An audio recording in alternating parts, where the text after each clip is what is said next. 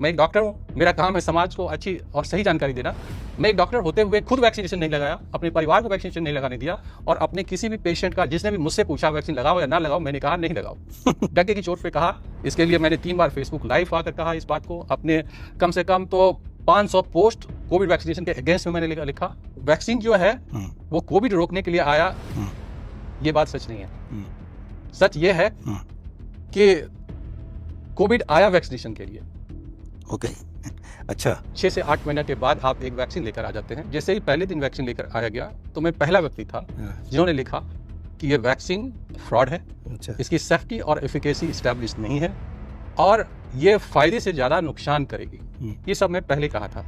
लोगों ने कहा कि ये डॉक्टर पागल हो गया है, आपको मानसिक इलाज की आवश्यकता है, आपको आगरा में भर्ती होना चाहिए, तो आपको कहीं और मानसिक अस्पताल में भर्ती होना चाहिए। बहुत सारे लोग, और ये सब कहने वाले पढ़े लिखे डॉक्टर, एलोपैथिक, मैं आयुर्वेदिक की बात नहीं कर रहा, मैं नेचुरोपैथी की बात नहीं कर रहा, ये सब पढ़े लिखे डिग्रीधारी डॉक्टर की थी। Allopathy doctor. तो अब जो जिन्होंने वैक्सीन ले लिया है, जिनको ये सारी कॉम्प्लिकेशंस आ रही हैं, प्रॉब्लम आ रही है, हमारे पास भी बहुत लोग आते हैं, किसी की हार्ट की प्रॉब्लम है, कोई अभी देख रहे हो किस तरह से मर रहे हैं लोग। इसके अलावा बहुत सारे कॉम्प्लिकेशन है, किसी को डायबिटीज़ हो गई है, किसी को लंग्स की प्रॉब्लम है, किसी को कुछ प्रॉब्लम है, कुछ ना कुछ प्रॉब्लम उन्हें हो रही है।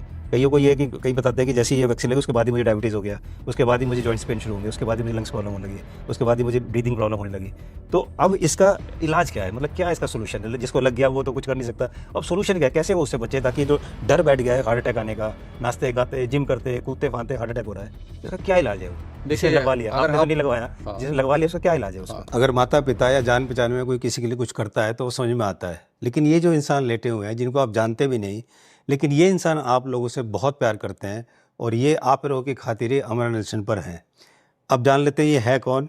हमारे प्रधानमंत्री नरेंद्र मोदी जी के संसदीय क्षेत्र वाराणसी, वहाँ के BHU हॉस्पिटल जो है वहाँ से हैं। ये है MBBS टॉपर, MD टॉपर और DM cardio, head of cardiology department BHU के प्रोफेसर डॉक्टर ओम शंकर। जी हाँ, तो ये जो लेटे हुए इंसान आप देख रहे हैं ये हैं प्रोफेसर डॉक्टर ओम शंकर, और इन्होंने गुनाह किया, उसकी सज़ा ये मिली है कि इनको हेड ऑफ डिपार्टमेंट से हटा दिया गया, 14 महीने तक इनको सस्पेंड रखा गया, इनको घर में इनको नज़रबंद कर दिया गया। और अब हम जानते हैं कि इन्होंने गुनाह क्या किया है। पहला गुनाह इन्होंने ये किया कि BHU में 100 साल से ज़्यादा BHU है, लेकिन वहाँ पर हार्ट के मरीज़ों के लिए एंजियोप्लास्टी एंजियोग्राफी नहीं होती थी, उन्हें लाखों रुपए खर्च करने पड़ते थे, प्राइवेट हॉस्पिटल में जाना पड़ता था। इन्होंने ज़बरदस्ती शुरू किया, ज़बरदस्ती इन्होंने वहाँ पर स्टार्ट किया, तो इनके ऊपर शो कॉज नोटिस इनको दिया गया कि तुम ये कैसे कर सकते हो। लेकिन इस इंसान ने अपने रिस्क पर अपना करियर, अपना पैसा, अपना ज़िंदगी सब कुछ दांव पर लगाकर और जनता के लिए इस काम को शुरू किया। और जब इनको दोबारा शो कॉज नोटिस दिया गया कि आप ये नहीं कर सकते, इन्होंने दोबारा उसको किया अपने रिस्क पर और इस इंसान को बचाया, इस गरीब इंसान को बचाया। आप देखिए अखबार में भी है कि रोग को ठेंगा दिखाकर दूसरी एंजियोप्लास्टी इन्होंने की। अब आप यहाँ पर देखिए, इसके अलावा इनका गुनाह ये है कि जब कोविड आया, कोविड में इन्होंने वैक्सीन के साइड इफ़ेक्ट्स के बारे में बताया। आप पढ़िए इनको अखबार में कि इन्होंने बताया कि मैं पिछले 3 साल से इसका विरोध कर रहा हूँ क्योंकि वैक्सीन की ज़रूरत नहीं है, और इन्होंने लिखा कि मैंने सहपरिवार कोविड वैक्सीन का एक सिंगल डोज भी नहीं लिया। उन्होंने 3 साल पहले फेसबुक पर कई वीडियो डालकर पोस्ट पे जारी कर दिया था कि वैक्सीन सेफ़ नहीं है और इसको नहीं लेना चाहिए। और ये जो इन्होंने लिखा था आज से इतने साल पहले, उसका असर आप देख रहे हैं कि आज अचानक से किसी को भी चलते फिरते क्लास में बैठे बैठे जो है हार्ट अटैक हो जाता है। इसके अलावा इन्होंने पेशेंट्स के लिए 3 बार अमर अनशन किया, भूख हड़ताल पर बैठे ताकि उनको सुविधाएं मिले। इसके अलावा इन्होंने गरीब मरीजों को अस्पताल में बेड दो, ये राइट है उनका, इसके लिए बहुत सारे इन्होंने कैंपेन चलाया, बहुत सारे आंदोलन किए और बहुत सारी गतिविधियों में ये शामिल हुए। इन्होंने बहुत लोगों को जोड़ा और इन्हीं की इस सोच को ध्यान में रखते हुए जो दिल्ली की आम आदमी पार्टी है और राजस्थान में कांग्रेस ने स्वास्थ्य को मौलिक अधिकार का दर्जा दिया। केंद्र की मोदी सरकार ने भी आयुष्मान भारत योजना लागू की, कई एम्स और वेलनेस क्लिनिक बनाए और BHU को भी अंत में एम्स बनवाने को मजबूर किया। ये इसी इंसान की देन है जिसका नाम है प्रोफेसर डॉक्टर ओम शंकर। उसके बाद ये जो BHU का हॉस्पिटल बना जिसमें गवर्नमेंट ने 400 करोड़ रुपए खर्च किए नई बिल्डिंग में, इन्होंने डिमांड की कि उसमें 90 बेड जो है हार्ट पेशेंट के लिए जो आपने बोला था दिए जाएँ। उसके लिए इन्होंने अमर अनशन किया, इसके लिए भूख हड़ताल पर गए, जिसके लिए इन्हें इतने सारी इनको सज़ा दी गई। और जो क्योंकि ताकि वो चाहते थे कि जो गरीब लोग हैं वो प्राइवेट में जाकर लाखों रुपए और लूट से बचें, इसलिए इन्होंने ये शुरू किया। और इतना सब करने के बाद इनको देखिए BHU में 13 दिन से अनशन कर रहे थे और इनको जो है विभाग से हटा दिया गया उसके बाद आप देखेंगे BHU doctor stop from holding press, इनको जो है जो प्रेस कॉन्फ्रेंस करते थे उस पर रोका गया, बैन लगाया गया। तो ये सब इनको गुनाहों की सजा थी और ये सारे गुनाह थे जो मैंने आपको बताए। लेकिन प्रोफेसर डॉक्टर ओम शंकर ने हार नहीं मानी, अपनी लड़ाई लड़ते रहे और लोगों ने उनका साथ भी दिया। और लड़ने के बाद 3 साल बाद उन्हें ये जीत मिली कि आज बीएचयू में 90 बेड जो हैं वो हार्ट पेशेंट्स के लिए हैं और बहुत सारी सुविधाएं जो है हार्ट पेशेंट को मिली इनकी वजह से। तो ये हैं वो प्रोफेसर डॉक्टर ओम शंकर। तो चलिए आज मैं मिलाता हूँ उस डॉक्टर से जिसको भगवान का दर्जा आज से 25-30 साल पहले दिया जाता था, लेकिन आज भी ऐसे डॉक्टर हैं जो भगवान के रूप में आज मौजूद हैं। तो आइए मिलते हैं और बात करते हैं प्रोफेसर डॉक्टर ओम शंकर से, और आपको इस वीडियो में बताऊंगा कि हार्ट अटैक से जो मौत जो है, वैक्सीन क्या सच में उसका कारण है और है तो कैसे, और जिन्होंने वैक्सीन लगाई है वो कैसे बचें ताकि उनको इस तरह के हार्ट अटैक ना हो, और हार्ट अटैक और स्टंट का सच क्या है, मेडिकल माफिया ट्रीटमेंट में क्या झूठ, क्या झोल और क्या सच है, और अपने परिवार को आप कैसे बचा सकते हैं, इन सब चीज़ों को जानेंगे आप इस वीडियो में। तो बने रहिएगा एंड तक, मिलते हैं। नमस्कार, मैं हूं मानव समर्थ। और जैसा कि आप जानते हैं कि कोविड से पूरी दुनिया में करीब 65 लाख लोगों की डेथ हुई है पूरी दुनिया में। लगभग इतनी ही मौतें हमारे देश में हर साल हार्ट अटैक से होती है। कोविड के बाद आप देख रहे हैं जिस तरह से नाचते गाते खाते पीते जिम करते खेलते लोगों की डेथ हो रही है, इनमें बच्चे भी शामिल हैं। ये एक बहुत ही गंभीर विषय है और बहुत ही खतरनाक विषय है। आज मैं आपको मिलवाने जा रहा हूँ, मैं तो कहूँगा कि वर्ल्ड के बेस्ट डॉक्टर से, प्रोफेसर डॉक्टर ओम शंकर, जो कि कार्डियोलॉजिस्ट डिपार्टमेंट से हैं, बीएचयू बनारस हिंदू यूनिवर्सिटी से। तो आज मैं मिलवाता हूं इनसे और बात करते हैं केवल इस विषय पर नहीं, ओवरऑल हेल्थ पर बात करेंगे, और हो सकता है कि हम इसको कई सीरीज में आपके सामने लाएंगे। तो सबसे पहले नमस्कार सर, आपका स्वागत है। कैसे हैं आप? मैं ठीक हूँ, बिल्कुल। आप कैसे हैं? First class. तो सबसे पहले तो मैं चाहूँगा थोड़ा-सा, अभी तो मैंने आपको बड़ा छोटा-सा परिचय दिया, आप अपने बारे में ज़रा बताइए कि एग्ज़ैक्टली आप किस डिपार्टमेंट से हैं और कितना एक्सपीरियंस है आपका? मैं बनारस हिंदू यूनिवर्सिटी में हृदय रोग विभाग है, उसमें प्रोफेसर पद पे वर्तमान में हूँ, पदासीन। और इससे पहले मैं इस विभाग का विभागाध्यक्ष भी रह चुका हूँ। और बनारस हिंदू यूनिवर्सिटी में बहुत सारे जो हेल्थ रिफॉर्म की चीज़ें हैं उस पर मैंने काफ़ी काम किए हैं। इसकी शुरुआत मैंने अपने विभाग से की थी, जहाँ पर कि बनारस हिंदू यूनिवर्सिटी को बने हुए 100 साल हो गए थे। लेकिन यहाँ पर एंजियोप्लास्टी जैसी मूलभूत सुविधाएं भी उपलब्ध नहीं थी। तो मैं अपने माँ पिताजी के आदेश और अपनी अपब्रिंगिंग और समाज के लिए जो चिकित्सक बनकर मैं कुछ अपना योगदान कर सकता था, यानी पे बैक टू द सोसाइटी जिसको आप कहते हैं, उस कर्तव्य के पालन के लिए मैंने कॉर्पोरेट और सबको छोड़कर, अपनी नौकरियां छोड़कर एक सरकारी संस्थान जहाँ पास 50,000 की नौकरी मैंने ज्वाइन की, या लाखों की नौकरी छोड़ के। पर्पज़ सिर्फ एक था कि हमारे देश में स्वास्थ्य जो है किसी के लिए भी मुद्दा नहीं था, ना तो समाज के लिए और ना ही इस देश के हुक्मरानों के लिए। तो और इसकी वजह ये है कि वैल्यू ऑफ लाइफ जो है हमारे समाज में, वो चाहे जिस भी सामाजिक, आर्थिक, राजनीतिक परिदृश्यों की वजह से वो बहुत ज़्यादा नहीं है, जिसकी वजह से स्वास्थ्य मतलब अगर मानव नहीं तो फिर पृथ्वी और इससे इसकी जो अद्भुत संरचना जिसके ऊपर पूरा देश और दुनिया टिकी है, उसका मतलब नहीं है। तो उस मानव वैल्यू को इस्टेब्लिश करने के लिए, मानव को उसके अपने महत्व को समझाने के लिए, मानव की भूमिका विकास, समाज, परिवार, देश और दुनिया के लिए, उसको समझाने के लिए, समझने के लिए, और उस उससे कैसे हमारा समाज और देश विकसित हो सकता है और क्यों ये सबसे इम्पोर्टेंट रीड है, उन सब बिंदुओं को ध्यान में रखकर हम लोगों ने मिलकर काफ़ी इस विषय में काम किए, जिसकी वजह से मैं कह सकता हूँ कि पिछले 1.5-2 दशकों में स्वास्थ्य के मौलिक अधिकार के एक बहुत बड़े आंदोलन को मैंने इस देश में खड़ा किया। और चाहे वो केजरीवाल जी का स्वास्थ्य के विषय में और शिक्षा के विषय में जो भी उन्होंने किए हैं, उसमें एक बहुत बड़ी जो सोच की उस सोच को मैंने उजागर किया।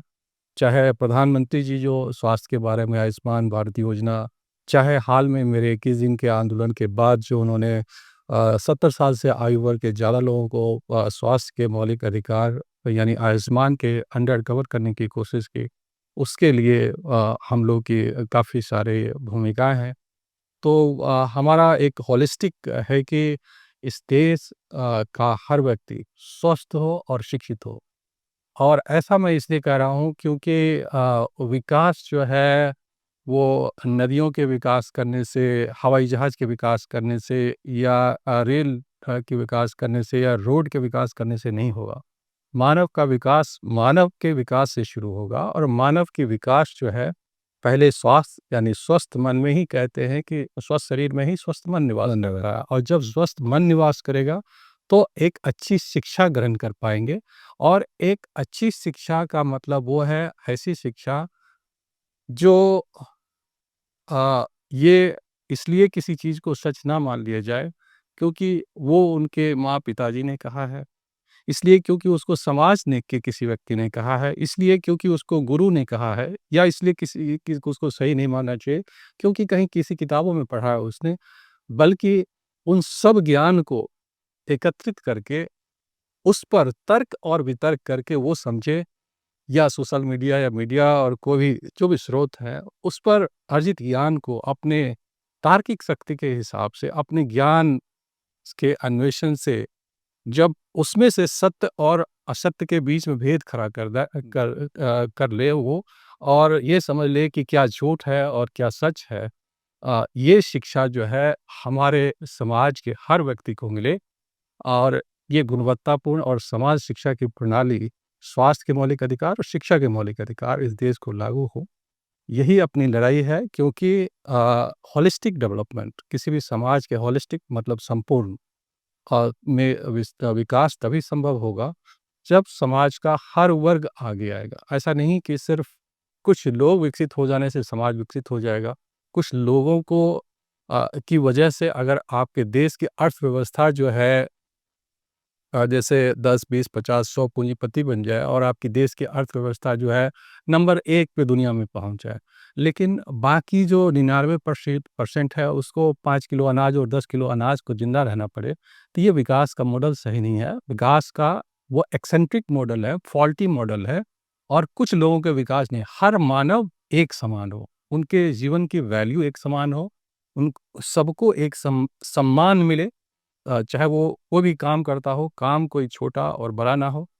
और ये सब तभी हो पाएगा जब हम एक मानव पूंजी का निर्माण करेंगे और मानव पूंजी का निर्माण स्वास्थ्य और शिक्षा के मौलिक अधिकार के द्वारा गुणवत्तापूर्ण शिक्षा और गुणवत्तापूर्ण स्वास्थ्य और समान स्वास्थ्य और समान शिक्षा से ही एक उन्नत समाज विकसित होगा और तभी हमारा राष्ट्र जमीन से ऊपर उठेगा।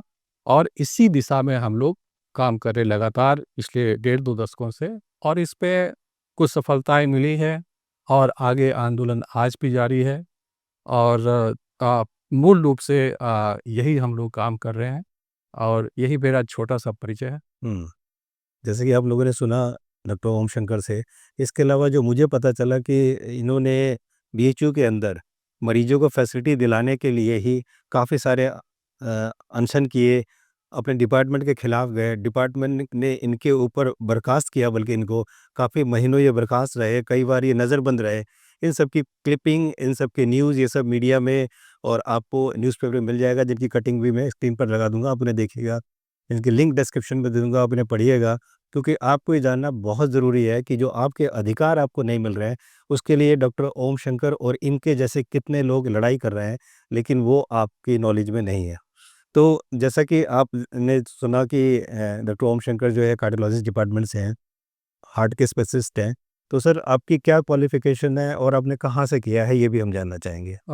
देखिए मैं अपनी पूरी शिक्षा थोड़ी ब्रीफ में बता देता हूँ कि मैंने अपने गांव से क्लास 7 तक की पढ़ाई की। गांव मतलब बिहार का एक छोटा सा गांव है जिसका नाम बाराटेनी है उसी गांव में हम लोग बोरा लेकर पढ़ने जाते थे, और गनी बैग जिसको अंग्रेजी में कहते हैं। और हम लोग के बैठने के लिए जगह नहीं होती थी, बेंच डेस्क और आजकल के आधुनिक कोई पढ़ाई नहीं थी। और उसके बाद जो है 8th से 10th जो है वहाँ के जिला स्कूल, मधेपुरा जनरल स्कूल या शिवानंदन प्रसाद मंडल हाई स्कूल कहते हैं, वहाँ से हमने की। उसके बाद क्लास 11th-12th जो है इंटर हम लोग के समय में होता था, वो डीएस कॉलेज कटिहार था, वहाँ से मैंने की।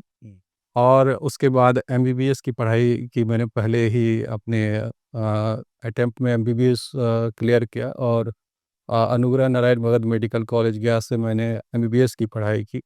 और उसके बाद जो बनारस हिंदू यूनिवर्सिटी जहाँ आप बैठे हैं, यहाँ के ऑल इंडिया एंट्रेंस में पीजी एंट्रेंस को मैंने टॉप किया, और यहाँ से मैं एमडी मेडिसिन किया, और डीएम कार्डियोलॉजी में कानपुर से किया, एलपीएस कार्डियोलॉजी, और उससे बहुत सारे प्राइवेट सेक्टर्स में मैंने काम किए। और फिर आकर मानव सेवा का काम कर रहा हूँ। सर, आप इतना बोल्डली स्टेटमेंट देते हैं सरकार के अगेंस्ट या अपने डिपार्टमेंट के अगेंस्ट में। मैंने बहुत सारे डॉक्टर से मिला हूँ, लेकिन कोई भी डॉक्टर खुलकर बताने को तैयार नहीं होता। तो आपको ये प्रेरणा कहाँ से मिलती है कि आप इतना बोल्डली बोल पाते हो? ये भी नहीं सोचते कि मेरे खिलाफ एक्शन होगा या मेरे को इसको क्या लॉस होगा मेरा इससे? हालांकि कोई फ़ायदा तो आपको नहीं हो रहा, लॉस ज़रूर होगा। लॉस बहुत हुआ है, लॉस अभी भी हो रहा है, लॉस आगे भी होगा। और देखिए, अ, ये लॉस चीज़ आम पब्लिक के निगाह में है। और क्या है कि जीवन में ही मेरे माँ पिताजी ने मेरी जो अपब्रिंगिंग की, उनका आदेश था कि मुझे एक डॉक्टर बनना है, और डॉक्टर बनकर समाज को देना है, लेना नहीं है। और मतलब एक डॉक्टर होकर भाई आपके पास अ, अ, अ, कहते हैं ना कि आपके पास उतनी संपदा होनी चाहिए कि आप भी भूखे ना रहें और कोई आपके दरवाजे से भी भूखा ना जाए। ना जाए। ये हमारी टीचिंग है। तो वो वही टीचिंग जो है, कहा कि अगर आप जाएँ तो समाज की भलाई के लिए, पैसे लेने के लिए डॉक्टर नहीं बने, बल्कि समाज को देने के लिए बने डॉक्टर। और उसी लिए मैं डॉक्टर बना। उसके बाद अपने माँ-पिताजी के आदेशों और अपने खुद के जो मेरे उसूल थे, उसके आधार पर वो वजह थी, उसकी वजह से मैं इस मानव सेवा में आया। और बचपन से ही मैं अपने इसके वैल्यू को इसलिए समझ पाया क्योंकि मैं बहुत ही हम्बल समाज और परिस्थितियों से आगे बढ़ा। एक वक़्त था जब मेरे पास पहने हुए कपड़े नहीं थे, पहने हुए चप्पल नहीं थे। मैं गाय चराता था, और मैं स्कूल बोरा लेकर जाता था, पढ़ता था। खुद मैंने 8 साल 10 साल की आयु में जो आटा चक्की का मशीन चलाया, मैंने बहुत सारे काम किए। और जीवन को बहुत ही गरीबी क्या होती है, लोगों का प्रभाव क्या होता है। मेरे छोटे भाई थे, उनकी मृत्यु जो है वो बीमारी की वजह से हुई। ऐसी बीमारी जिसका शायद इलाज या रोकथाम किया जा सकता था, और जिससे मैं बहुत प्यार करता था, उसकी वजह से भी मेरी भावनाएँ जो है, मुझे लगा कि जितना मुझे दर्द होगा दूसरे को भी तो उतना ही दर्द होना होगा। और जब आप अंदर जो ये भावना जागृत होती है, तो आप फिर जीवन को इस तरह से देखते हैं कि जीवन जो है वो तो एक दिन जाना ही है। चाहे आपकी हो, चाहे किसी पूंजीपति की हो, अ, तो फिर डर किस चीज़ का? जो जो निश्चित है, जो होना ही है, जिसको मैं रोक नहीं सकता, तो आयु लंबी हो ये महत्वपूर्ण नहीं है। महत्वपूर्ण ये है कि आप इस जीवन में समाज को क्या देकर जा रहे हैं। लेकर समाज ने जो आपको दिया, क्या आप उसे वापस लौटा कर जा रहे हैं? अगर आपके ऊपर यही चीज़ जो पे बैक टू द सोसाइटी अगर आप करके जा रहे हैं, तो आपका मानव जीवन सफल है। आप ऐसा नहीं कि आप भारतवर्ष में अपने लिए सब कुछ समाज से लें, बड़े हो तो जाके अमेरिका में एन्जॉय करने लगें, तो या इंग्लैंड में चले जाएँ। तो इससे आप अपने दायित्वों से भागते हैं। और अ, अच्छी बातें करना बहुत अच्छी बात है, सही बात। लेकिन अच्छी बातों पर अमल करना बहुत मुश्किल काम है। और उसमें बहुत इसलिए मुश्किल है क्योंकि उससे जीवन आपके कठिन हो जाते हैं। आपको हर कदम-कदम पर संघर्ष करना पड़ता है और मानव प्रवृत्ति है कि लोग संघर्ष नहीं करना चाहते, आसान रास्तों पे चलना चाहते हैं। चूँकि मुझे कुछ पाना नहीं था, तो मुझे खोने का डर भी नहीं है। इसीलिए मैं कोई भी चीज़ सीधे कह सकता हूँ और हमेशा ही गवर्नमेंट के स्कैनिंग पे भी रहता हूँ। सरकार भी हमारे पीछे लगी रहती है, देखती है और प्रशासन भी रहती है और बनारस हिंदू यूनिवर्सिटी में काम कर रहा हूँ, तो वहाँ के अधिकारी भी रहते हैं। तो आप कह सकते हैं कि जैसे कि आप मगरमच्छ के मुँह में बैठकर मछली की तरह काम करते हैं और डर इसलिए नहीं है कि मेरा कवच सच्चाई का इतना मजबूत है कि उसको उसका जो दाँत है दबाते ही उसका खुद का दाँत टूट जाता है। बहुत अच्छी बात है ये आपको। सर जैसा कि हम देख रहे हैं कि पिछले कोविड के बाद से जिस हिसाब से लोगों की हार्ट अटैक से मौतें हो रही हैं, खेलते हुए, नाचते हुए, गाते हुए, घूमते हुए, जिम करते हुए, बड़े तो बड़े बच्चों की भी मौत हो रही है। ऐसा कभी आज से पहले देखा नहीं गया था। और उस समय जब कोविड आया था, वैक्सीन आए थे, उस समय भी काफ़ी सारे जो कॉन्ट्राडिक्टरी स्टेटमेंट्स आए थे डॉक्टर्स के। हालाँकि वो आयुर्वेद के आए थे, नेचुरोपैथ के आए थे, एलोपैथ डॉक्टर तो बोलते नहीं हैं। मैं आपको बोलते हुए ज़रूर सुना है, तो मैं आप अगर आप कंफर्टेबल है इस टॉपिक पर बोलने को, तो क्या आपको लगता है कि वैक्सीन इसका कोई पीछे इसका हाथ है या वैक्सीन का कोई कारण है? वैक्सीन बहुत बड़ा कारण है और मैं आज से नहीं बल्कि जब कोविड आया था तब से मैं पहले दिन से सरकार के कोविड पॉलिसी का विरोधी हूँ। ओके, और कोविड पॉलिसी क्या है कि लोगों को लॉकडाउन करके बंद कर दीजिए। इस पॉलिसी का पहले दिन से मैं विरोधी हूँ और उससे इसलिए विरोधी हूँ क्योंकि कोविड को किसी आप कितने दिन तक आप पिंजरे में बंद करके इंसान को रख सकते थे। और इससे जो समाज के ऊपर जो बुरा प्रभाव पड़ा, बच्चों के ऊपर, उनके करियर के ऊपर और अल्टीमेटली जो है सबको कोविड हुआ ही। तो और फिर आपने बीच में ताली बजवाई, थाली बजवाई और पता नहीं क्या-क्या करवाए। ये एक साइंटिफिक टेम्पर नहीं है समाज का। देखिए, पूरी दुनिया में लोग कहते हैं कि 2 ही तरह के लोग होते हैं, एक गरीब और अमीर। लेकिन मेरा मानना है कि पूरे दुनिया में सिर्फ़ 2 ही तरह के लोग होते हैं, एक वैज्ञानिक, दूसरा अंधविश्वासी।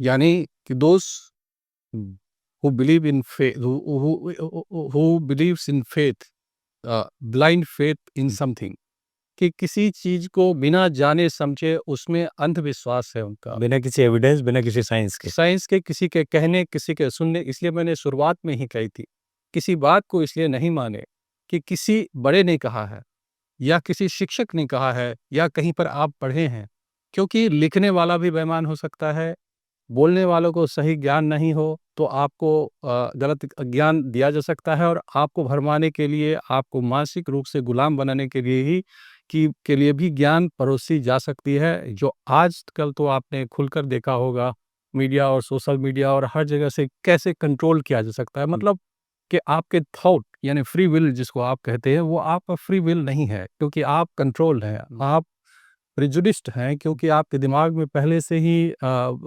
प्राइम किया गया आपके दिमाग को तो उस प्राइम से अगर हम कोई निर्णय बताएंगे तो वो सही और गलत मेरे बाइस के ऊपर हो सकता है जिसको कन्फर्मेशन बाइस कहते हैं कि अपने आपके जो अनुभव है जीवन के अनुभव है उस हिसाब से मैं आप चीज़ों को इंटरप्रेट करके आप मुझे बता सकते हैं वो सही भी हो सकता है और गलत भी हो सकता है इसलिए सही और गलत का निर्णय किस किस चीज़ को आपको एक्सेप्ट करना है और किसको आपको रिजेक्ट करना है, इस चीज़ का निर्णय जो है आपको अपने बौद्धिकता से, अपने आत्मचिंतन से लेना चाहिए।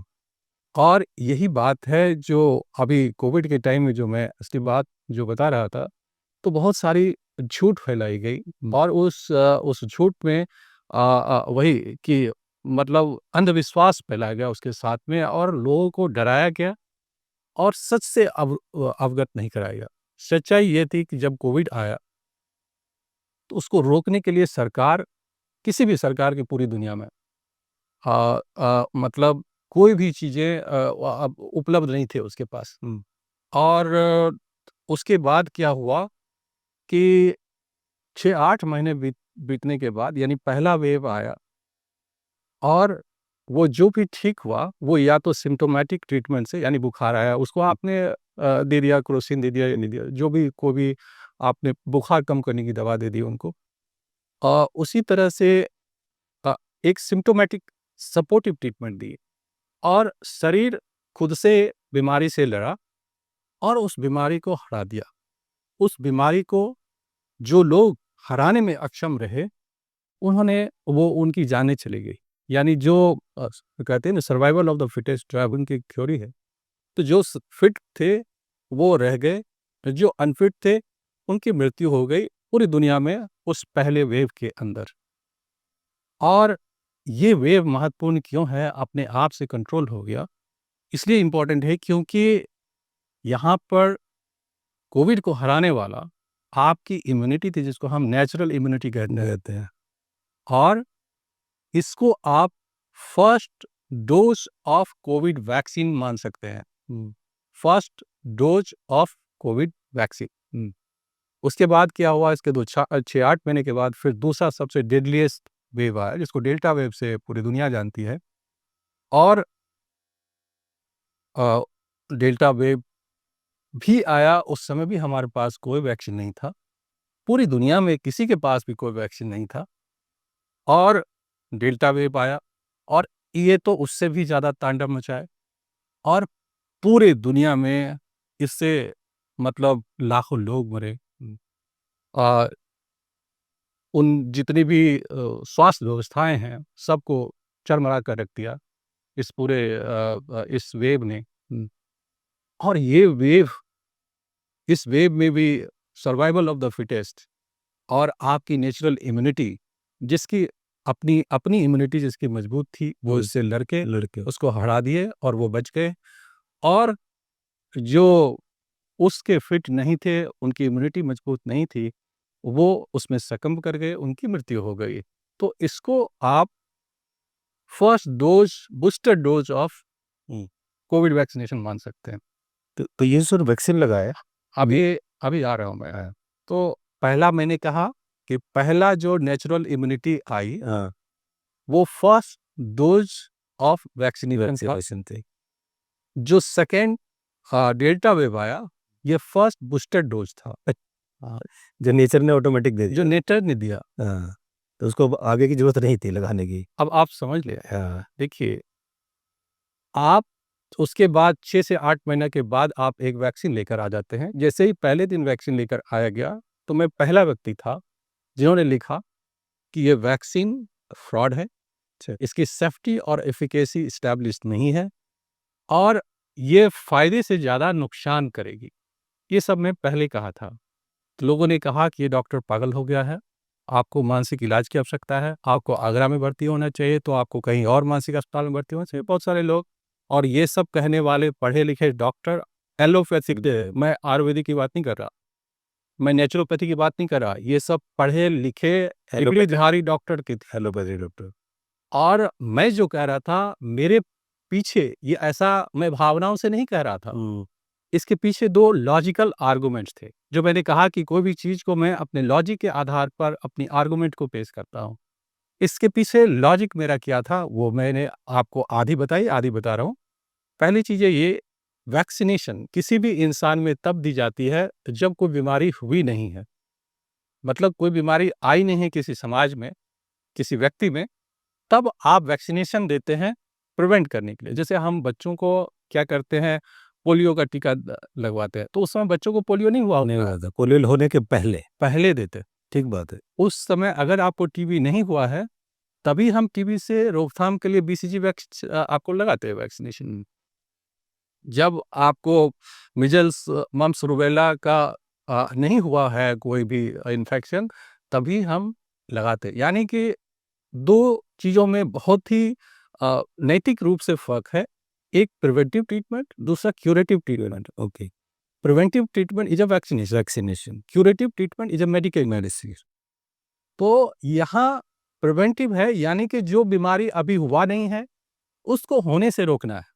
लेकिन भारतीय समाज में जो कोविड वैक्सीनेशन आया, ये 2 वेव ऑफ कोविड वैक्सीन के बाद 2 वेव यानी नेचुरल कोविड वैक्सीनेशन के बाद आया या नेचुरल कोविड इन्फेक्शन के बाद आया। और कोई भी समाज में अगर 70% तक इम्यूनिटी अपने आप इन्फेक्शन इसके द्वारा जनरेट हो जाती है, तो अपने आप उसका स्प्रेड समाज में रुक जाती है। और यही हुआ पहले वेव में और यही हुआ दूसरे वेव में। यानी पहला डोज आपने कब वैक्सीन बनाया, कब वैक्सीन लगाना शुरू किया? जब पहला डोज लग चुका था नेचुरल इम्यूनिटी की, और दूसरा बूस्टर भी लग चुका था, तब और आपने उसके बाद में आपने तीसरा वैक्सीन लगाया। वैक्सीन वो वैक्सीन जिसको डेवलप करने में कम से कम 10 से 15 साल लगते हैं, आपने 6-8 महीने में लॉन्च कर दी, और जिसकी सेफ्टी और एफिकेसी एस्टैब्लिश नहीं है, जिसकी पोटेंसी एस्टैब्लिश नहीं है। और एक बहुत ही महत्वपूर्ण फैक्ट जो छुपाया गया लोगों से, वो ये था कि कोई भी कोविड वैक्सीनेशन टिल डेट, आज तक जितने भी कोविड वैक्सीनेशन बाजार में हैं, कोई कोविड इन्फेक्शन को नहीं रोकता है। ये फैक्ट किसी को नहीं बताया गया। अच्छा जी, कोई भी वैक्सीनेशन कोविड के इन्फेक्शन को नहीं रोकता। अच्छा कोविड नहीं होगा उसे लगाने के बाद ये हो सकता है। नहीं, कोविड होगा उसको लगाने के बाद, कोई भी वैक्सीनेशन लगा दे। अच्छा ऐसा आज तक वैक्सीन ही पैदा नहीं हुआ जो कोविड के इन्फेक्शन को रोक ले। ये बहुत इंपॉर्टेंट इन्फॉर्मेशन था जो सबसे छुपाया गया, किसी ने नहीं बताया आपको, मैं बता रहा हूँ आपको। अच्छा आज तक कोई वैक्सीनेशन ऐसा बना ही नहीं जो कोविड के इन्फेक्शन को रोकता हो। बहुत दुनिया के किसी ट्रायल ने, किसी वैक्सीनेशन कंपनी ने ऐसा कभी कोई दावा नहीं। बहुत बड़ा दावा कर रहे हैं आप। हाँ जी, यही मैं बता रहा हूँ, बहुत बड़ा फैक्ट बता रहा हूँ। मैंने क्या कहा कि मैं जो सच बोल रहा हूँ ना, जो फैक्ट था, मैं क्यों अपोजिशन किया? मैं एक डॉक्टर हूँ, मेरा काम है समाज को अच्छी और सही जानकारी देना। मैं एक डॉक्टर होते हुए खुद वैक्सीनेशन नहीं लगाया, अपने परिवार को वैक्सीनेशन नहीं लगाने दिया, और अपने किसी भी पेशेंट का, जिसने भी मुझसे पूछा वैक्सीन लगाओ या ना लगाओ, मैंने कहा नहीं लगाओ। डगे की चोट पे कहा। इसके लिए मैंने 3 बार फेसबुक लाइव आकर कहा इस बात को। अपने कम से कम तो 500 पोस्ट कोविड वैक्सीनेशन के अगेंस्ट में मैंने लिखा, और आज भी नेशनल मीडिया डिबेट पर मैंने इसको अपोजिशन किया। जी, और एक रिस्पेक्टेड चैनल में मैं बैठा था, वहाँ भी मैंने कहा इस चीज़ को, और इसके पीछे भावना नहीं थी। मैंने बोला कि मैं भावनाओं से नहीं बता रहा हूँ, मैं विज्ञान बता रहा हूँ, लॉजिक बता रहा हूँ कि क्यों नहीं है। एक तो ये इतनी जल्दी आप कोविड वैक्सीन बना नहीं सकते, जो आप आए हैं उसकी लॉन्ग टर्म एफिकेसी और सेफ्टी आपके पास स्टैब्लिश नहीं है, और वो वैक्सीन किसी भी कोविड इन्फेक्शन को नहीं रोकता, तो फिर वैक्सीनेशन लगा क्यों रहे? तो असली बात क्या है, कोविड लगा क्यों, ये अब बताता हूँ। कोविड वैक्सीन जो है वो कोविड रोकने के लिए आया, ये बात सच नहीं है। सच ये है कि कोविड आया वैक्सीनेशन के लिए, ओके अच्छा और इसके पीछे जो असली खेल था, वो था वर्ल्ड ऑर्डर को चेंज कर देना। ओके ये कॉन्स्पिरेसी है पूरी दुनिया के लोगों के साथ, और ये बहुत बड़ा धोखा हुआ है। और कम से कम तो 200-300 लाख करोड़ से ज़्यादा का घोटाला, मे बी 500 लाख करोड़ का घोटाला हो, ये पूरे दुनिया में ये जो घोटाला है। और इस देश का ही एक पूंजीपति जो पहले 50,000 करोड़ का भी मालिक नहीं था, मात्र कोविड में जो कहने की आपदा में अवसर, किसी ने कहा कि आपदा में अवसर तलाशो, उसके कहने के बाद उनके दोस्त ने उस आपदा में ऐसा अवसर तलाशा कि सीधे 50,000 से 10 लाख करोड़ का मालिक बन गया, और 3 सालों में बस। तो ये जो अवसर है ना, और उसी समय चुनाव भी थे, चुनाव में फंडिंग भी चाहिए थी, तो वही सब कंपनियां ने चुनाव में फंडिंग की है, जो कि वो जब आप देखेंगे पिछले जो केस चल रहा था डोनेशन की, कौन दे रहा है, इलेक्टोरल बॉन्ड। जी, इलेक्टोरल बॉन्ड के नाम आया था काफी सारे फार्मास्यूटिकल कंपनियां, और वो भी इन्वॉल्व जो वैक्सीन बनाती है वो भी इन्वॉल्व। बिल्कुल। तो इस तरह से ये सारा खेला जो था, इसलिए मैंने कहा कि कोविड के लिए वैक्सीन बना, ये नहीं सही है। सही ये है कि वैक्सीन के लिए ही कोविड बनाया गया, और पूरी दुनिया की राजनीति और वर्ल्ड ऑर्डर बदल दिए गए। ये असली खेला था। तो अब जिन्होंने वैक्सीन ले लिया है, जिनको ये सारी कॉम्प्लिकेशंस आ रही हैं, प्रॉब्लम आ रही हैं, हमारे पास भी बहुत लोग आते हैं, किसी की हार्ट की प्रॉब्लम है, कोई अभी देख रहे हो किस तरह से मर रहे हैं लोग, इसके अलावा भी बहुत सारे कॉम्प्लिकेशन है, किसी को डायबिटीज़ हो गई है, किसी को लंग्स की प्रॉब्लम है, किसी को कुछ प्रॉब्लम है, कुछ ना कुछ प्रॉब्लम उन्हें हो रही है। कईयों को ये है कि कई बताते हैं कि जैसे ही ये वैक्सीन लगी उसके बाद ही मुझे डायबिटीज़ हो गया, उसके बाद ही मुझे जॉइंट्स पेन शुरू होंगे, उसके बाद ही मुझे लंग्स प्रॉब्लम होने लगी, उसके बाद ही मुझे ब्रीदिंग प्रॉब्लम होने लगी। तो अब इसका इलाज क्या है? मतलब क्या इसका सॉल्यूशन है? जिसको लग गया वो तो कुछ कर नहीं सकता। अब सॉल्यूशन क्या है? कैसे वो उससे बचे ताकि ये जो डर बैठ गया है हार्ट अटैक आने का, नाचते-गाते, जिम करते, कूदते-फांदते हार्ट अटैक हो रहा है, इसका क्या इलाज है वो? जिसने देखिए, लगवा लिया, अगर जिसने आप नहीं लगवाया, हाँ, जिसने लगवा लिया उसका क्या इलाज है उसका? सही मायने में अगर मैं कहूँ तो आज के समय में कोई इलाज नहीं है उसका। हाँ, क्योंकि हम कोई भी ऐसा इलाज नहीं बताएँगे, क्योंकि हम वैसे डॉक्टर नहीं हैं कि हम एविडेंस बेस्ड मेडिसिन की बात करते हैं। और हमारे पास जब तक वो scientific publish research multi centric control trial में वो रिसर्च के रिपोर्ट नहीं आ जाए, तब तक हम कोई भी रिकमेंडेशन नहीं देते हैं। हाँ, तो इसलिए पूरी दुनिया में आज इस बात पे कोई भी कंसेंसस नहीं है कि जो आज के समय में जिसको वैक्सीन लग गया उसका जो साइड इफ़ेक्ट है उसके लिए क्या करें? हाँ, लेकिन एक चीज़ हुई है इसके लिए। सीडीसी है एक अमेरिकन सीडीसी, हाँ, उसके अधीन एक सब कमिटी बनी है। हुँ, उस वो इसी चीज़ को देखने के लिए बनी है अच्छा। कि अभी मतलब जो होप रे ऑफ होप है, वो मैं आपको बता दे रहा हूँ। तो रे ऑफ होप ये है कि एक सब कमिटी बनी है और उसके अंदर अब पूरी दुनिया में ये रिसर्च होगा कि इसके जो साइड इफ़ेक्ट हुए हैं, हालाँकि कुछ लोग पर्सनल लेवल पे अभी आज भी रिसर्च कर रहे हैं, लेकिन एक मतलब बहुत ही पब्लिकली जो बड़े बड़े लेवल पे जो एक रिसर्च और ऑर्गेनाइज़ेशन जो आखिर कर रहा है। कैसे इसको ख़त्म किया जाए या कम किया जाए दुष्प्रभाव को, इस पर एक कमिटी बनी है, शोध करने वाली है, उसमें अच्छी खासी फंडिंग भी होगी। तो हमें लगता है 2, 4, 5 साल के बाद ही जाकर इसका कोई कन्क्लूसिव आंसर आ पाएगा। अब दूसरा बात है कि क्या आज कुछ भी नहीं किया जा सकता है? नहीं, ऐसी भी बात नहीं है कि आज कुछ भी नहीं की जा सकती है, आज बिल्कुल की जा सकती है। कि और जैसा आपने कहा कि ये सिर्फ़ हार्ट को ही असर नहीं कर रहा है, ये ब्रेन को भी असर कर रहा है, ये लंग्स को कर रहा है, लंग्स को भी कर रहा है, ये आप पे इन्फर्टिलिटी भी पैदा कर रहा पैदा है, कर रहा है, काफ़ी सारे लोगों को ऑटोइम्यून डिज़ीज़ हो गई है। ऑटो इम्यून डिज़ीज़ होगी, तो बहुत सारी चीज़ें ये कर रही है और ये खून का थक्का बना रहा है और ये वैक्सीन इंड्यूस है।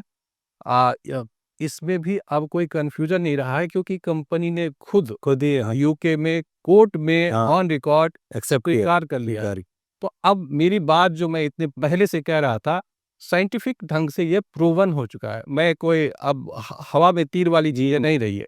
ये सब साइंटिफिक फैक्ट हो गया है और इस फैक्ट से को लोगों को समझने की ज़रूरत है और सरकार उसके साथ धोखा किया है, ये भी समझने की चीज़ है। सरकार ने छल किया है और सरकार को पता था ये बात और यहाँ की जो वैक्सीन लगी है, वो तो और भी खतरनाक लगी। जो इंडियन वैक्सीन का कैरियर लगाया गया, कोवैक्सीन उसकी तो कोई ट्रायल पब्लिश नहीं थी दुनिया में और बहुत ही क्रूड थी। आप समझिए कि एक किल वैक्सीन आप यूज़ कर रहे हैं और किसी को पार्ट ऑफ दैट एक वायरस को यूज़ करके आप वैक्सीन दे रहे हैं। अरे भाई, जिसके नेचुरल इम्यूनिटी पूरा वायरस को हरा चुका है, आप उसको पार्ट को क्या हराएँगे? उसके मरे हुए का जिंदा को वो हरा चुका है, तो इससे बड़ी वैक्सीनेशन हो क्या सकती है? और इज़राइल में एक ट्रायल हुआ, जिसमें देखा गया कि दोनों में किसकी इम्यूनिटी बेहतर है।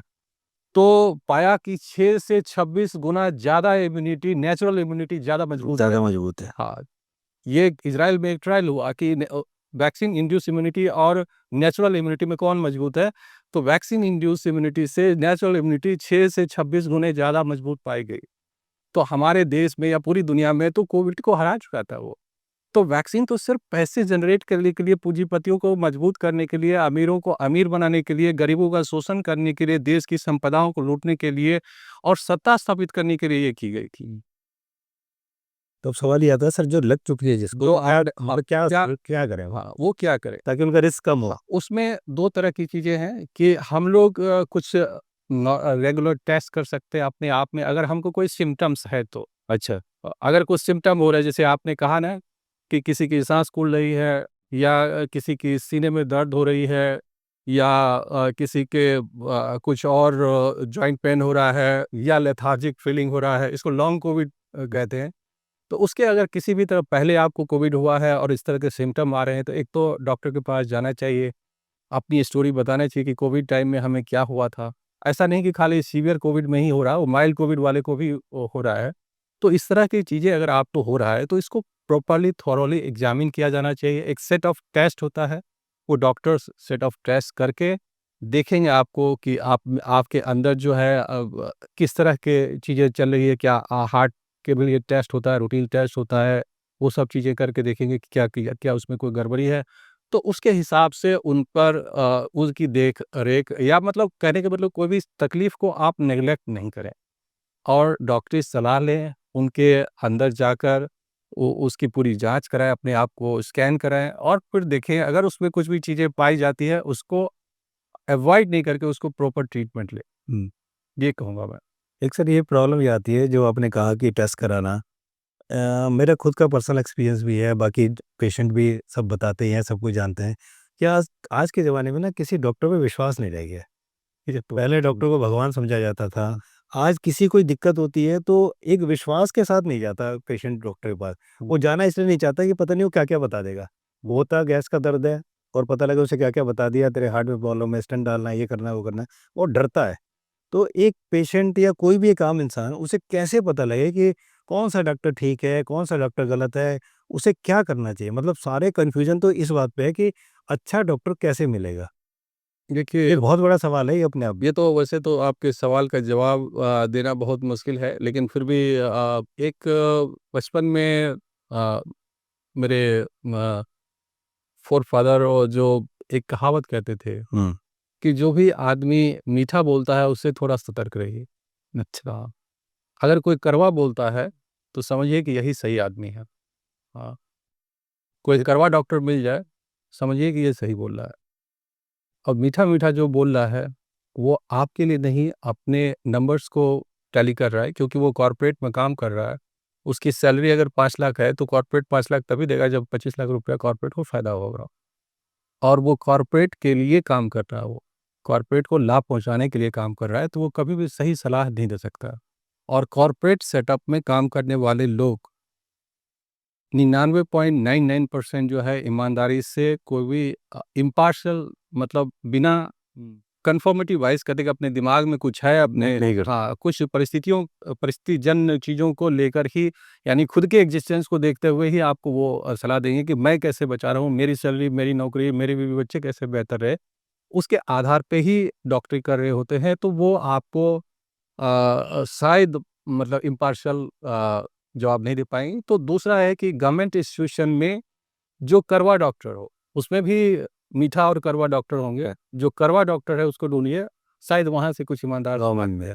हाँ? गवर्नमेंट में। गवर्नमेंट में और प्राइवेट में बहुत रेयर होगा, आपको ढूँढना पड़ेगा, और वो सर्च प्राइवेट करना में पड़ेगा। अगर कोई पर्सनल डॉक्टर है वो भी वही है कि इतने टेस्ट कराना है। बहुत बार देखा है हमने कि बीमारी थोड़ी-सी होती है, बीसीओ टेस्ट बेकार में हज़ारों रुपए करवा देते हैं, इसकी ज़रूरत नहीं है। और आजकल वैसे भी गरीब आदमी कहाँ से करा पाएगा इतना? हमारे पास आते हैं कई लोग को, मैं उसके बताने से, बोलने से पहले मैं बताना जब कुछ शुरू कर देता हूँ, भाई तुमको ये तकलीफ़ है? हाँ सर, ये तो है मुझे तकलीफ़। तो सब कुछ बोल के उसको अगर मैं दवा लिख दूँ, सर टेस्ट नहीं कराया आपने ना? हाँ। हमने कहा भाई पहले दवा खा लो, टेस्ट की ज़रूरत होगी तो मैं तो पहले देख रहा हूँ आपको क्या तकलीफ़ है। हाँ। तो ये बात है, ज़रूरत के हिसाब से जुडिशियस टेस्ट भी कराने चाहिए। ऐसा नहीं है कि टेस्ट नहीं करानी चाहिए, बहुत सारी चीज़ें टेस्ट करके ही पता चलती है, लेकिन अनावश्यक टेस्ट भी नहीं कराना चाहिए। एक सर क्या होता है, एक आम इंसान है, हम आम इंसान की तरफ से बात करते हैं, उसको छाती में दर्द होता है, वो हॉस्पिटल जाता है, वहाँ पर जाके उसको जो बड़ा सीरियस एज ए पेशेंट लिया जाता है और तुरंत उसका एंजियोग्राफी किया जाता है और एंजियोग्राफी करके बताया जाता है एकदम से तुरंत कि उसके जो है परिवार के लोग बाहर खड़े हैं कि इनको ये ब्लॉकेज है, इन्हें नहीं डाला तो मर जाएगा, ये हो जाएगा, यहाँ से जा नहीं पाएगा, और तुरंत उसे 1-2 लाखों का स्टेंट जो है वो डाल दिया जाता है। और हमारे जो जितने भी आर्टिकल्स हैं वो ये बताते हैं, डॉक्टर भी ये बताते हैं कि भई इतनी ज़रूरत नहीं होती, इतने स्टेंट हमारे देश में या कहीं भी डाला जा रहा है। तो आपका इस पे क्या कहना है कि एक आम इंसान को अगर कभी छाती में दर्द होता है या हार्ट जैसी दिक्कत होती है, वो हॉस्पिटल जाता है, उसको खुद को क्या नॉलेज होनी चाहिए और उसे खुद क्या डिसीज़न लेना चाहिए कि उसे खामखा को स्टेंट डाल के पूरी ज़िंदगी के लिए वो हार्ट पेशेंट ना बना दें? देखिए कि स्टेंट जो है 2 कंडीशन में आवश्यकता होती है। एक वो है जिनको कि तुरंत-तुरंत हार्ट अटैक हुआ, हाँ, और दूसरा वो होता है जिनको बहुत पहले से हार्ट की सिम्पटम है, अच्छा। हार्ट से संबंधित सिम्पटम है। अब हार्ट से संबंधित सिम्पटम क्या होता है? जैसे कि आप चलने लगे तो सीने में दर्द होने लगा आपको, वो दर्द जो है आपके दोनों बाएं या दाएं हाथों में जाए, या आपको पेट में गैस की तरह फील हो, या आपके गर्दन या जाओ में चले जाए। अगर ऐसी कोई तकलीफ चलने से होती है और रुकने से आराम हो जाती है तो इसको हम स्टेबल कोरोनरी सिंड्रोम कहते हैं। तो ऐसे केस में एंजियोग्राफी करने पर अगर उनके 95% भी ब्लॉकेज है तो तुरंत स्टेंट लगाने की कोई आवश्यकता नहीं है। अच्छा।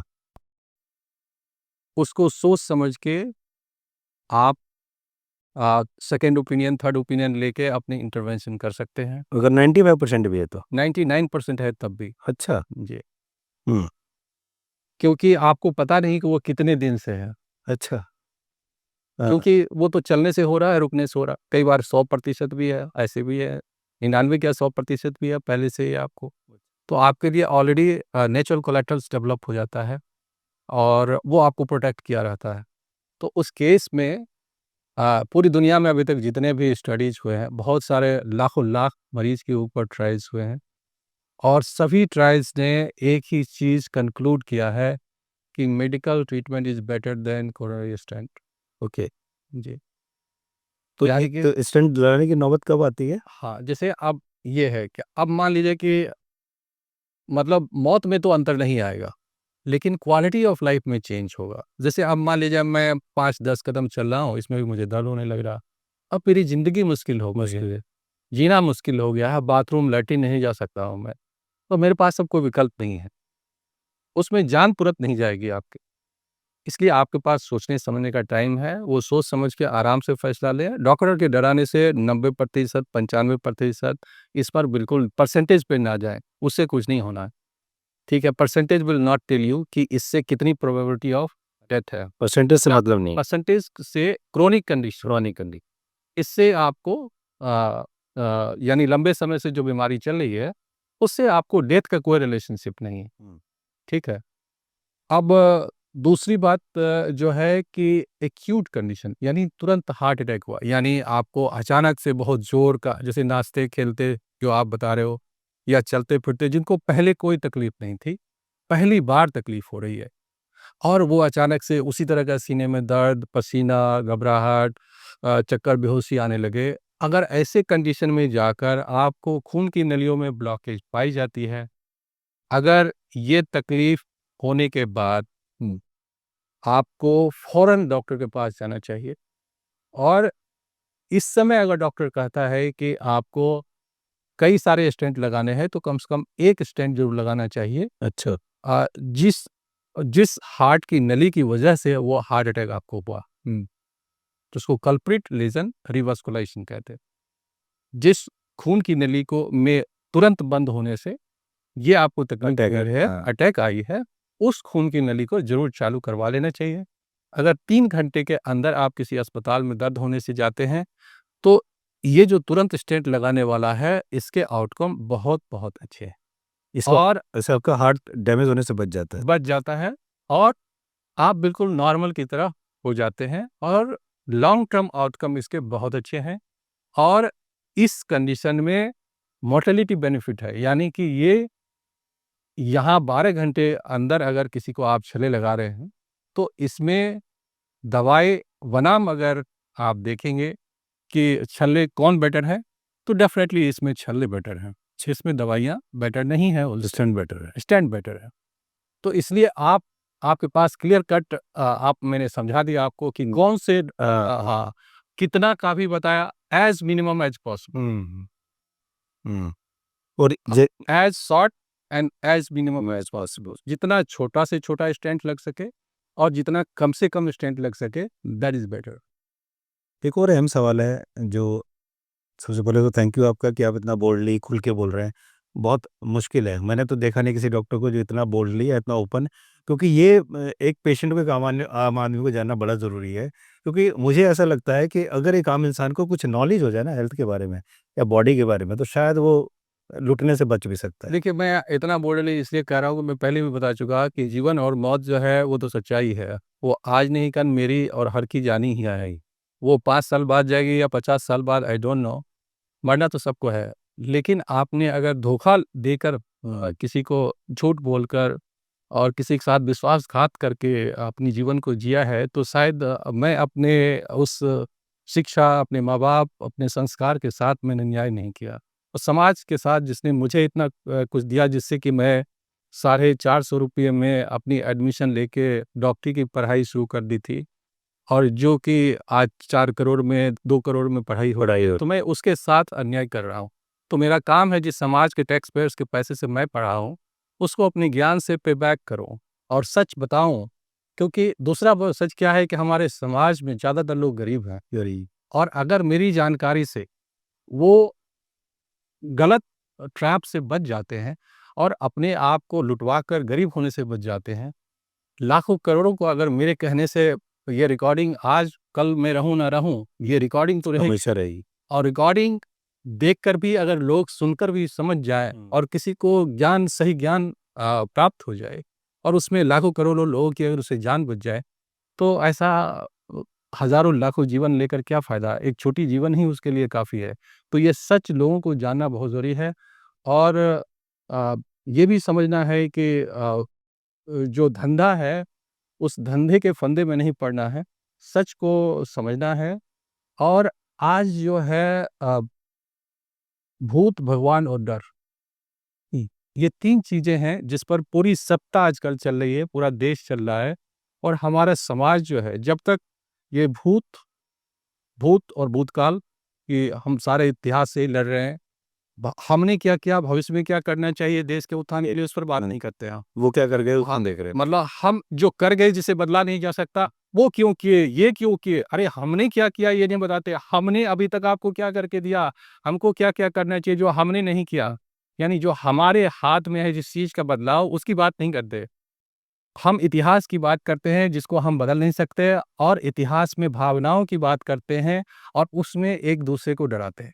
और ये डर जो है, जिससे सत्ता भी कायम होता है, जिससे शोषण भी रहता है, और जिससे हमारी जो आधिपत्य है वो भी कायम रहती है। तो ये बड़ा ही घिनौनी चीज़ है, इससे समाज को आगे बढ़ना चाहिए, और कभी भी भविष्य में जाकर लड़ाई नहीं करना चाहिए।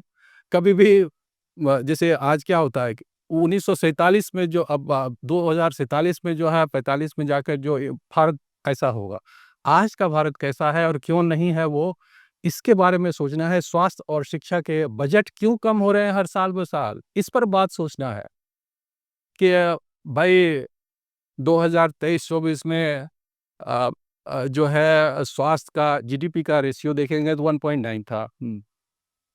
और अगर 21-22 में देखेंगे तो 2.1 था, और उससे पहले जाएँगे तो 2.2 था, यानी कि धीरे-धीरे घट रहा है।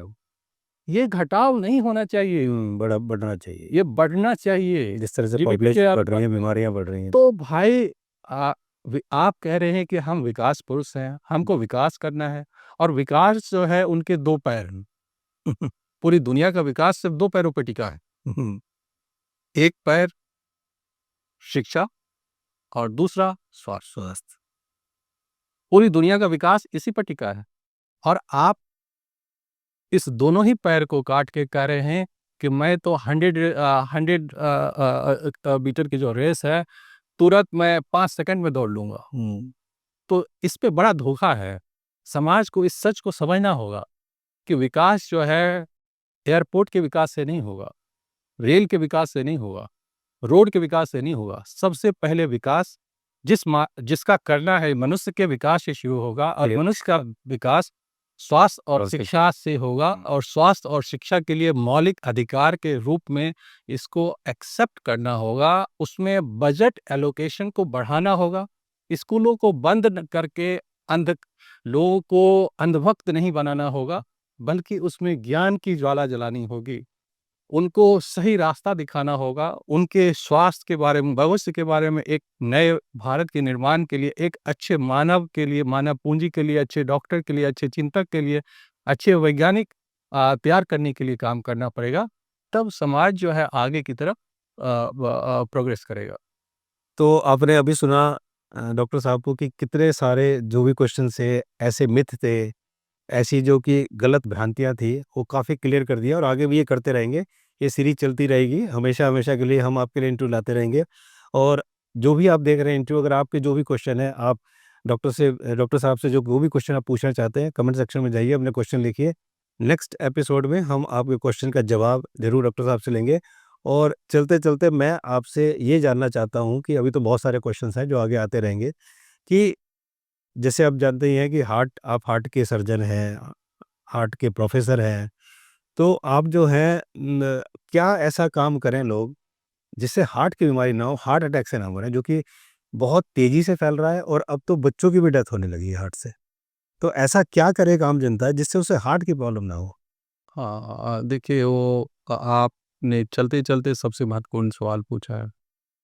अगर आप भारतवर्ष में हार्ट की कहानी देखें, हार्ट की बीमारी की कहानी देखें, तो ये पहले हमारे देश में अमीरों की बीमारी कही जाती थी। और अब जो है ये सबकी बीमारी हो गई है, और इतनी बड़ी भयानक बीमारी हो गई है कि ये हम लोग यानी कि सबसे ज़्यादा हमारे लोगों की मृत्यु हृदय की बीमारियों से होती है। ये नंबर 1 किलर है हमारे देश में। हर तीसरा व्यक्ति हृदय की बीमारियों की वजह से उनकी मौतें हो रही हैं। उसमें से आधे व्यक्ति जिनकी मौतें हो रही है, उनकी आयु 50 साल से भी कम है, मतलब वो प्रोडक्टिव ईयर ऑफ लाइफ, जबकि वो अपने परिवार के लीड होती कमाने वाला, उसी समय में हार्ट अटैक होकर उनकी जाने जा रही है। और अगर आप देखें, 1/3 लोगों का जो हार्ट अटैक है, उनकी आयु 40 साल से भी कम है। यानी 1/3 हार्ट अटैक जो है 40 साल से भी कम उम्र के लोगों में हो रही है। और इसमें जो हाल के दिनों यानी पोस्ट कोविड वैक्सीनेशन एरा में काफ़ी वृद्धि हुई है। जो मैंने कहा था कि, और अगर मेल और फीमेल में अगर आप देखें तो दुनिया में अ, अगर जाएँगे भारत के बाहर, तो ये मेल्स में 55 साल के बाद और फीमेल में 65 साल के बाद इसको एक रिस्क फैक्टर की तरह माना गया था। लेकिन भारत भर में वर्ष में पहले ये 10 साल पहले यानी 45 और 55 साल थे। अब तो उससे भी पहले आ गया है, 15 से 20 साल अर्ली आ गए। अब तो बच्चों में भी हार्ट अटैक होने लगा है। ये खास करके पोस्ट कोविड वैक्सीनेशन ये चीज़ें ज़्यादा देखने को मिल रही है। ये भारत बदला कैसे, ये समझने की बहुत ज़रूरत है। भारत के टाइमलाइन के हिस्ट्री में 90 का दशक एक लैंडमार्क है।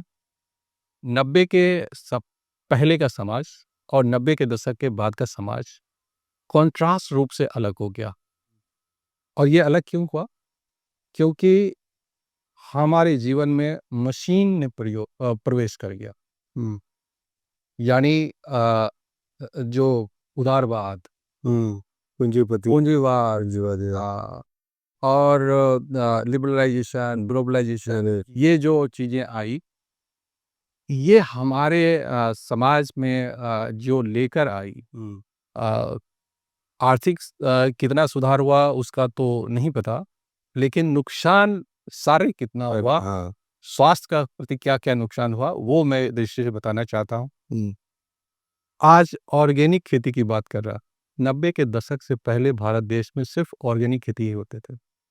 और उन्हीं लोगों ने, जो कि आज ऑर्गेनिक की बात कर रहे हैं, तब इस देश के देश को और यहाँ के हुक्मरानों को समझाया और यहाँ के नेताओं को बताया कि आप ये करेंगे तो आपकी उपज ज़्यादा होगी, इससे आप ज़्यादा प्रोडक्शन होगा, भूखमरी दूर होगी। हरित क्रांति, जो वो हरित क्रांति नहीं बल्कि हार्ट बीमारी क्रांति थी, विनाश क्रांति। हाँ, विनाश क्रांति थी वो, विनाश क्रांति थी वो। और आपके जो ऑर्गेनिक फूड्स थे उसको उन्होंने रिप्लेस कर दिया, और रिप्लेस कर दिया जेनेटिकली मॉडिफाइड में। जेनेटिकली मॉडिफाइड फूड आपके हार्ट के लिए कितना सेफ है, ब्रेन के लिए कितना सेफ है, किडनी के लिए कितना सेफ है, लिवर के लिए कितना सेफ है, लंग्स के लिए कितना सेफ है, यही आपको नहीं मालूम। और उसके बाद आप देखेंगे कि इस देश में कैंसर होना शुरू हुआ, diabetes, blood pressure, blood sugar और हार्ट की बीमारियां, ये सब चीजें उसके बाद शुरू। दूसरा चीज क्या हुआ कि हमारे दिनचर्या में बदलाव हुआ। मशीन हमारे हाथ पांव की जगह ले ली, हमारा हाथ पांव मशीन हो गया। तो शारीरिक श्रम जो है वो मशीनी श्रम में बदल गया। तो हम खाए कम और मोटाई ज़्यादा, समझ गए? मोटापा के साथ जो है ब्लड प्रेशर और शुगर और फिर सिंड्रोम एक्स और फिर हार्ट की बीमारियाँ और फिर जल्दी से जल्दी मौतें।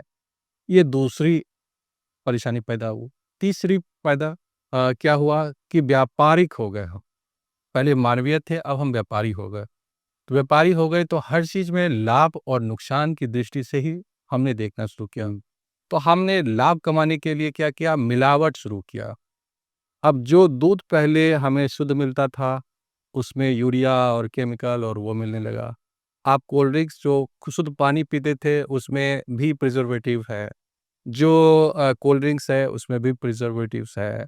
खाना जो है रेडीमेड फ्राइड फूड और पैकेज फूड और स्टोर्ड फूड, सब में प्रिजर्वेटिव है। आपके सब्जियां जो उगती है, उसमें कलरिंग है, उसमें प्रिजर्वेटिव है। आपकी सब्जियां जहां उगती है, अगर आप कीटाणुनाशक नहीं देंगे तो वो जहर आपका लेकर आ रहा है। वो जहर के साथ आप उसको मतलब आपके हर चीज़ में जहर है। आप जो गाड़ी चला रहे हैं, उससे धुआँ निकल रहा है, पर्यावरण में जहर फैल रहा है और उस जहरीले धुएँ को ले रहे हैं। उससे हर चौथा व्यक्ति हार्ट की वजह से मर रहा है। उसकी वजह वो धुआँ है, जो आपके मशीन से निकल रहा है, आपकी फैक्ट्री से निकल रहा है। तो ये धुआँ, जहरीला धुआँ और उस धुएँ को कंट्रोल करने के लिए जो आपके पास सिस्टम था, वो थी ग्रीनरी, हरियाली और पेड़। वो भी धीरे-धीरे खत्म आपने होती जा रही है। उसको काट दिया। काट दिए। पहले ज़्यादा लोग खेतिहर थे, तो ज़्यादा हरियाली थी। अब लोगों ने खेती बंद कर दी, वो हरियाली भी चली गई। अब कंस्ट्रक्शन के नाम पर डिस्ट्रक्शन हो रहा है। हाल में आपने कई जगहों पे देखा, बवाल हुआ कि वहाँ जो है शहर के अंदर जो हरियाली थी, उसको रातों रात काटने के लिए लोगों ने क्या किया। तो कहने का मतलब, विकास के नाम पर जो विनाश की प्रक्रिया हमने शुरू की, ये मानवीय विनाश की नई कहानी लिख रही है, जिसमें ब्लड प्रेशर, ब्लड शुगर और हार्ट की बीमारियाँ, किडनी की बीमारियाँ, ब्रेन स्ट्रोक, लिवर बीमारियाँ, दारू, शराब, गांजा, नशा, चरस, ये lack of physical exercise, more stress और जो बचा-खुचा है वो सोशल मीडिया, मोबाइल और इस सब ने, स्क्रीन टाइम ने आपको पैदा कर दिया है। जब वजह मैंने आपको बता दी तो इसको रिवर्ट कर दीजिए, हाँ, वही उसका सॉल्यूशन है, वही उसका सॉल्यूशन है। वही उसका इलाज है। हाँ, तो खाने में ऑर्गेनिक फूड खाएँ, और ऑर्गेनिक खाएँ, मेहनत करें। साफ पानी हो, साफ हवा हो, शारीरिक श्रम करें, कम से कम तो बच्चे भी 2 घंटे शारीरिक श्रम करें। स्कूल एजुकेशन में इस जो ज़हर है, उसके दुष्प्रभाव और विकास के बदले विनाश की कहानी पढ़ाई जाए और निर्माण की कहानी भी बताई जाए, ताकि बच्चे ही भविष्य हैं। उसके एक अच्छे भविष्य के निर्माण करना है तो एक अच्छे उन्नत समाज के लिए बच्चों को शिक्षित तौर पर मजबूत करें। फिर शिक्षा का यहाँ पर वैल्यू है, हेल्थ एजुकेशन का वैल्यू है। उस चीज़ को समझाएँगे कि किस तरह से सरकार फ़ायदे के लिए, उल्टे आप देखिए कि आपके ऑयल में पाम ऑयल के मिलावट की जो और प्रचुरता को बढ़ा दिया। परमिशन दे दी गई। परमिशन देगी वैसे। और मिलाई। और मिलाई है। भाई ये तो हद हो गई। हाँ। आपके यहाँ जो मिलावट में जो एजेंसियाँ रोकने के लिए पूरे देश में भ्रष्टाचार में संलिप्त है, वो किसी चीज़ में मिलावट को नहीं देखता और पैसे लेकर वो सारे मिलावट को वाइट कर रहा है, जो इस देश और इस समाज के साथ सबसे बड़ा धोखा है। और इस देश के समाज के लोगों को अपने लिए उनके विरुद्ध खड़ा होना होगा सड़कों पर, अपने अधिकार को मांगना होगा। धर्म नहीं, धर्म एक व्यक्तिगत मसला है। इस पर जितनी नफ़रत आज हम फैला रहे हैं, जितना आपस में कलह कर रहे हैं, इस चीज़ को नहीं छोड़कर एक अच्छे समाज, भाईचारा और अच्छे समाज के निर्माण, एक सब मिलकर अपने लिए अपने भारत का निर्माण करना है, तो सबके लिए स्वास्थ्य, शिक्षा और समान सम्मान, इस चीज़ की स्थापना करें। इससे पूरा समाज मजबूत होगा। अपने अच्छे कार्यों के लिए किसी की अंधभक्ति नहीं करें। वो चाहे आपका पिताजी क्यों ना हो, वो आपका गुरुजी क्यों ना हो, चाहे कोई भी हो, आपको बना बनाया हो, लेकिन प्रश्न पूछें। अगर आपने ये क्यों करूँ, ये क्यों ना करूँ, और हर चीज़ में देखें कि चूँकि हर अपराध के पीछे किसी कोई लाभ होता है। हर अपराधी कोई न कोई वजह से अपराध करता है। ये जब प्रश्न पूछना आप समझ लेंगे, प्रश्न पूछना शुरू कर देंगे, अंधभक्ति खत्म करके, अंधविश्वास खत्म करके, आस्था खत्म करके विज्ञान की तरफ जाएँगे, तब आप सोल्यूशन मिलेगा। तब आपको सॉल्यूशन मिलेगा। हुँ। Thank you so much sir. ये थे डॉक्टर ओम शंकर, बीएचयू से, कार्डियोलॉजिस्ट डिपार्टमेंट से, और आप एक्स एचओडी रहे हैं, और काफ़ी अच्छा लगा, काफ़ी सारी क्लैरिटी आपने दी है। आगे भी डॉक्टर साहब से बात करते रहेंगे। मैं फिर आपसे गुज़ारिश करूँगा कि आपके जितने भी question, queries, not only related with the heart issues, apart from this जो भी बीमारियाँ हैं, आप उसका क्वेश्चन लिखेंगे, डॉक्टर साहब से दोबारा से कॉन्टैक्ट करेंगे, और आपके आंसर्स आपको आने वाली वीडियो में मिलेंगे। Thank you so much once again हमसे जुड़ने के लिए सर, हमें अपना वैल्यूएबल टाइम देने के लिए। Thank you. चलते-चलते लास्ट 2 शब्द क्या कहेंगे हमारे दर्शकों से? सत्य को पहचानें, वैज्ञानिक बने और अंधकार से प्रकाश की ओर चलें। डॉक्टर बहुत मिलते हैं, ज्ञानी बहुत मिलते हैं, बहुत बड़े-बड़े डॉक्टर्स हैं, लेकिन ज़रूरत है इस देश को, ज़रूरत है समाज को एक सच्चे डॉक्टर की, जिसकी इंटेंशन अच्छी हो। और अगर कोई डॉक्टर इंटेंशन अच्छे से और सच्चाई से इलाज करेगा, तो मुझे लगता है बहुत जल्दी वो समय आएगा जब पेशेंट्स बहुत कम होंगे हमारे देश में, और शायद प्राइवेट हॉस्पिटल्स की इतनी ज़रूरत ना पड़े। नमस्कार। यस। तो अभी आपने सुना प्रोफेसर डॉक्टर ओम शंकर को, और मेरी आप सबसे रिक्वेस्ट है कि अगर आप सच में इस भगवान रूपी सच्चे डॉक्टर को थोड़ा सा भी प्यार करते हैं, तो आपसे रिक्वेस्ट है कि इस वीडियो को कम से कम 10 लोगों को शेयर करें, ताकि जो है इनकी बातें घर घर जाएं, लोग जागरूक हों और अपने अपने परिवारों को बचा सकें, उन्हें हेल्दी रख सकें। और सबसे ज़रूरी चीज़ है कि आप अपना कमेंट सेक्शन में जाकर ज़रूर लिखिए, आपको वीडियो कैसी लगी, आपकी क्या राय है, और आपने क्या सीखा प्रोफेसर डॉक्टर ओम शंकर से। और अगर आपकी कोई भी क्वेश्चन है, कोई भी क्वेरी है, कमेंट सेक्शन से में ज़रूर लिखिए। मैं और मेरी टीम आपको रिप्लाई करने की कोशिश करेंगे। जल्दी मिलते हैं एक नई वीडियो के साथ, तब तक नमस्कार।